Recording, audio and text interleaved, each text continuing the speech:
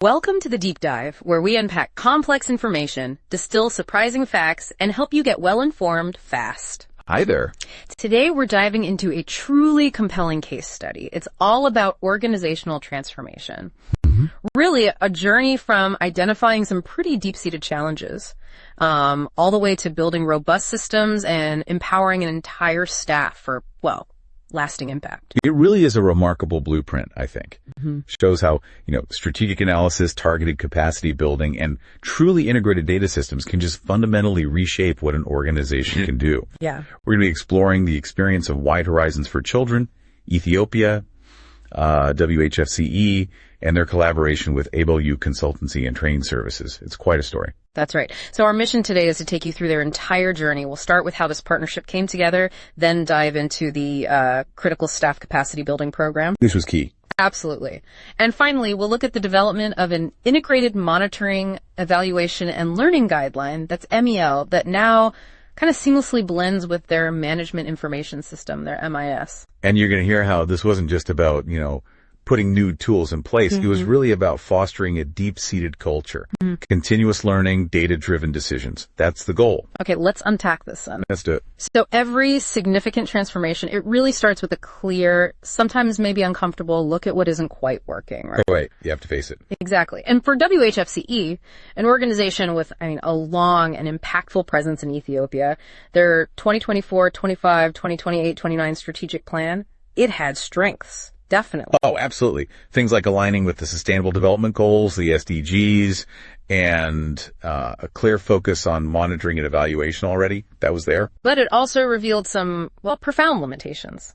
And what's truly fascinating here is how Tanis Shitterick of ABLU Consultancy, obviously an expert in this, how he drilled down to pinpoint the crucial areas needing attention. So what did he find? Well, the strategic plan itself, quite candidly, highlighted concerns. Things like limited program reach and impact. That's a big one. And even more critically, an inadequate PME system. PME being planning, monitoring, and evaluation. Exactly. But it wasn't just about systems, they also identified weaknesses like outdated operational manuals, some organizational structure issues, and even something as fundamental as a risk of fostering a dependency mentality among the very beneficiaries they aim to empower. Wow, that dependency mentality point really jumps out. That's not just a technical issue, is it? Not at all. It speaks to the whole ethos, how they interact with communities. So what did all these weaknesses mean for WHFCE? What was the takeaway? Well, it created a really compelling case for bringing in external support. They specifically identified it as a high priority. Improve the M&E system through targeted staff capacity building and develop a truly robust mellow system and manual. Right. And that laid the groundwork for working with ABLU. Precisely. With those needs clear, the formal journey began. A comprehensive service contract was signed between WHFCE and ABLU Consultancy and Training Services. That was April 2nd, 2025. Okay. And this wasn't just like a basic agreement. It was a meticulously outlined roadmap. It detailed every step from April 2nd right through to May 29th, 2025. A really focused timeline for change. So more than just a handshake, it sounds like a real strategic blueprint. Absolutely. It laid out the major tasks ABLU would handle. First, a detailed needs assessment, really understand the gaps. Crucial first step. Definitely. Second, develop and deliver tailored training programs. Third, provide hands-on support for the MEL system itself, make sure it works for them. And finally, comprehensive documentation and reporting. Capture the whole process and the outcomes. Real thoroughness. Makes sense. And importantly, before diving straight into training, ABLU did a crucial staff capacity and needs assessment. Right. You mentioned the needs assessment. How did they do that? It wasn't guesswork. They used carefully designed questionnaires, gave them to 13 WHFCE staff members. The goal was to get a clear sort of empirical picture of their current knowledge, their attitudes, practices, and crucially specific skill gaps. Data-driven from the start. And what did that assessment uncover? Any surprises in there? Well, the findings gave some incredibly valuable insights, sometimes surprising, yeah. For instance, while most staff generally got the mission and vision, there was a significant observation about WHFCE's strategic focus on family preservation. The assessment found a perception among some staff that supporting families mainly meant just delivering in-kind or financial aid. So a kind of limited view of what preservation means. Exactly. It highlighted a need for a much broader, more holistic understanding, something beyond just material help. It pointed to a need for a real conceptual shift, So it wasn't just about learning new software techniques, but maybe changing mindsets? Precisely. And beyond that, yes, more technical gaps came up too. Challenges with data management and analysis for reporting, limitations in resources that hindered good M&E. Right. So the assessment clearly underscored the need for training in areas like specific strategies for family preservation. Actually, a striking 61.5% of respondents said that was their absolute top need. Wow, that's specific. Yeah. And also key areas like result-based reporting and project planning were high on the list. So this thorough assessment let ABELU tailor the training exactly to what the WHFCE team needed. Okay, so this is where it gets really interesting then. They have the assessment results. ABELU Consultancy, with Edotena Shiderek leading and Atodo Ibrahim Jamal co-training. They design and deliver this rigorous 5-day capacity building training, April 28th to May 2nd, 2025, for 15 staff members. What made this training click? Well, it was meticulously designed. Clear, actionable objectives. First, deepen understanding of WHFCE's strategic plan. Get everyone on the same page, aligned with the vision. Okay. Second, build real proficiency in project cycle management.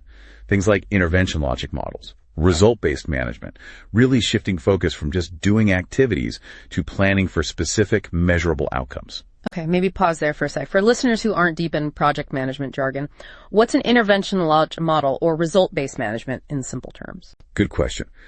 Think of an intervention logic model like a clear blueprint, step by step. It maps out how your activities lead to outputs, then outcomes, then the long-term impact you want. It makes sure everything connects. Got it, like a chain reaction. Sort of, yeah.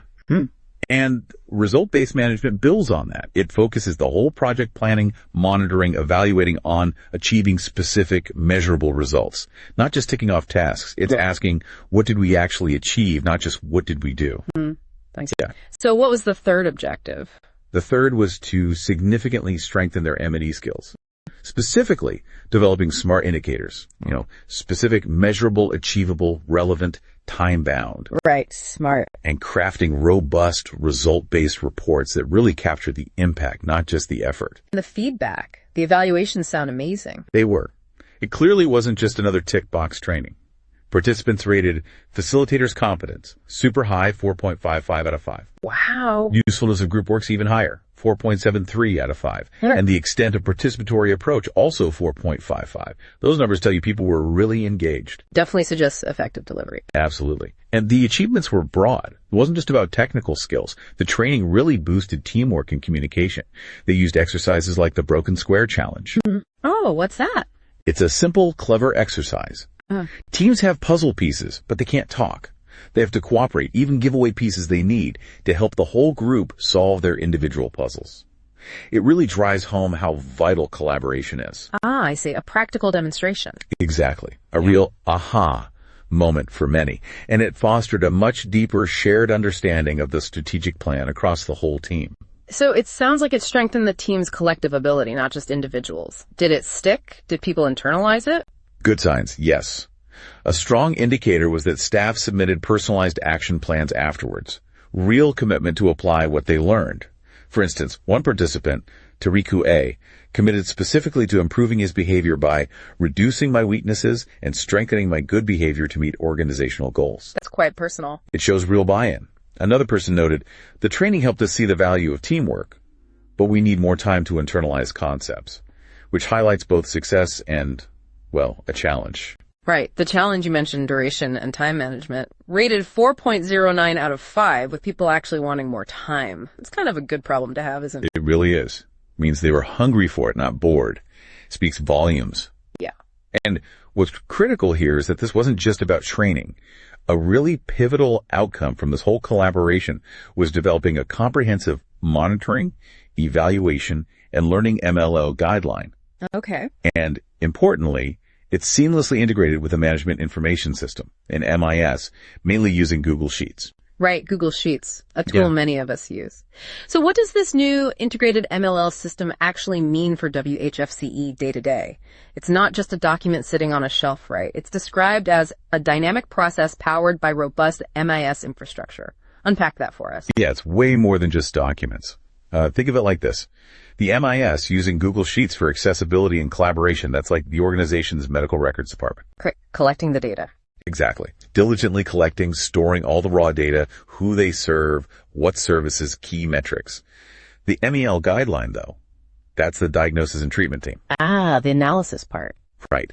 It provides the framework for interpreting that data, identifying trends, understanding the why behind the numbers, and then using those insights to actively improve outcomes. The seamless integration just means data flows directly from the MIS into the MEL processes. It's connected. That makes a lot of sense. So the guideline maps out that data journey, field to insight. Meticulously. Yeah. It outlines the whole flow, how data moves from, surveys, focus groups, interviews, site visits. All the different methods. Directly into standardized Google Sheets. It goes through validation, automatically updates dashboards, and informs regular reports. And it really emphasizes those smart indicators as the cornerstone. Every piece of data needs to be specific, measurable, achievable, relevant, time-bound. No collecting data just for the sake of it. This integration sounds like it enables real-time monitoring and, crucially, adaptive management. Can you give us a concrete example? How might WHFCE use this to make better decisions? Sure, absolutely. Imagine this. The quarterly MIS data, pulled from the Google Sheets dashboards, shows a worrying trend low loan repayment rates in their self-help groups. Okay, a common challenge. Right. But instead of just noting the number, the integrated MEL system prompts them to dig deeper. So they integrate qualitative data, maybe from focus group discussions, with the beneficiaries. Talking to people. Exactly. And through those talks, they discover, say, unexpected health expenses or volatile local markets are the real reasons for low repayment, not a lack of willingness. Understanding the context. The why. Precisely. Connecting the what with the why. This deeper understanding allows for adaptive management. It could lead to immediate decisions, maybe organizing targeted financial literacy training for those specific groups. Or maybe something else. Or implementing SMS repayment reminders, or even adjusting loan terms based on the market conditions they just learned about. It's all about informed, iterative problem solving based on real data and real stories. That's incredibly powerful. So they're not just reacting, they're proactively adapting based on root causes. It's that shift you mentioned. Exactly. From just counting activities, we held 10 training sessions, to measuring real impact, focusing on outcomes like measurable improvements in families' income levels or a demonstrable increase in beneficiary skill levels post-training. It fully embodies that commitment to results-based reporting and genuine accountability. This whole deep dive, it really shows that for WHFCE, the journey doesn't just stop with the training or the new system setup. This is clearly a long haul. That's absolutely spot on. Mr. Tenishiterek and Abiel Consultancy are committed to continuing their support, ongoing coaching and mentoring for, a significant period, 12 to 18 months. Wow, that's real commitment. It is. And that continuous hands-on support is crucial. It makes sure the MEL system isn't just temporary, but gets fully internalized, truly nurtured. It's about embedding a lasting culture, continuous learning, critical reflection, result-based project management, and importantly, data-driven decision-making right into the organization's DNA. And what does that ongoing culture mean on the ground? For the families WHFCE serves, what's the ultimate payoff? It means that the real-time data from those integrated MIS dashboards can trigger immediate corrective actions, program adjustments. It keeps their programs flexible, responsive, evolving with beneficiaries' needs. Oh, better services. Ultimately, yes. The impact is tangible. Sustained family financial security, measurable improvements in child well-being, directly impacting lives. It's a powerful living example of how strategic, informed decisions drive profound, lasting change. What an incredible deep dive. Just seeing how an organization can genuinely transform its operations, its impact, through these strategic partnerships, capacity building, smart data integration. It really highlights the power of, first, deeply understanding the needs, then genuinely empowering people, and finally, meticulously building systems that foster that continuous improvement. Indeed. I think the journey of WHFCE gives us a vital lesson. Achieving significant, lasting impact for vulnerable families, it takes more than just good intentions, Right. It demands a dedicated, unwavering focus on accurate measurement, adaptive learning, and that constant drive to translate insights data into meaningful, compassionate action. So we invite you, our listener, to reflect on this story. On WHFCE's transformation, what parts of their journey really stand out to you? How might these principles, needs assessment, targeted training, integrated data, how might they apply to your own learning or maybe challenges in your own organization or community? Yeah, it's worth thinking about. We genuinely love to hear your thoughts and experiences. Please do share them with us. And if you're as intrigued by this work as we are and maybe want to learn more about EBLU consultancy and training services, Tennis Shatarik is the person to contact. Right. You can reach Mr. Tenna Shitarik, the consultant, directly. His email is shitarik.tenna@gmail.com. Let me spell that. SHITAREK.TENNA@gmail.com. Or by phone. Or by phone, yes. The number is +251 911 316 707. That's +251 913 31607. Great stuff. Thank you so much for joining us on the deep dive. Until next time, keep digging for those insights.